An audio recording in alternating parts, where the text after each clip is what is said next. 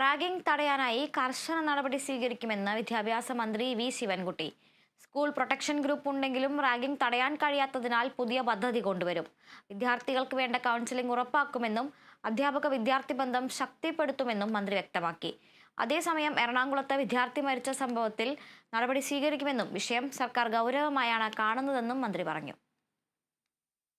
സംസ്ഥാനത്തിലെ വിദ്യാഭ്യാസ സ്ഥാപനങ്ങളിലെങ്കിലും സമൂഹ നന്മയ്ക്ക് നിരക്കാത്ത റാഗിംഗ് പോലുള്ള സംഭവങ്ങൾ നടക്കുന്നുണ്ട്. ഇത് തടയാൻ സ്വീകരിക്കുന്നതിന് ഒപ്പം ബോധവൽക്കരണ പ്രവർത്തനങ്ങളും അടിസ്ഥാനതല ഇടപെടലുകളും നടത്തേണ്ടതായിട്ടുണ്ട്. സ്കൂളുകളിൽ അച്ചടക്ക സമിതികൾ നിലവിലുണ്ട്. അത് സജീവമല്ല. അത് സജീവമാക്കുന്നതിന് വേണ്ടി തീരുമാനിച്ചിട്ടുണ്ട്. സ്കൂൾ കൗൺസിലിംഗ്, സ്കൂൾ പ്രൊട്ടക്ഷൻ ഗ്രൂപ്പും നിലവിൽ ഉണ്ട്. എന്നാൽ റാഗിംഗ് പോലുള്ള സംഭവങ്ങളെ പൂർണ്ണമായി ഇല്ലാതാക്കുവാൻ ഇനിയുമായിട്ടില്ല. അതുകൊണ്ട് ഓരോ വിദ്യാഭ്യാസ സ്ഥാപനത്തിലും റാഗിംഗ് വിരുദ്ധ സെല്ലുകൾ കൂടി കൊണ്ടുവരുന്ന കാര്യം പൊതുവിദ്യാഭ്യാസ വകുപ്പ് ആലോചിച്ചു വരികയാണ്.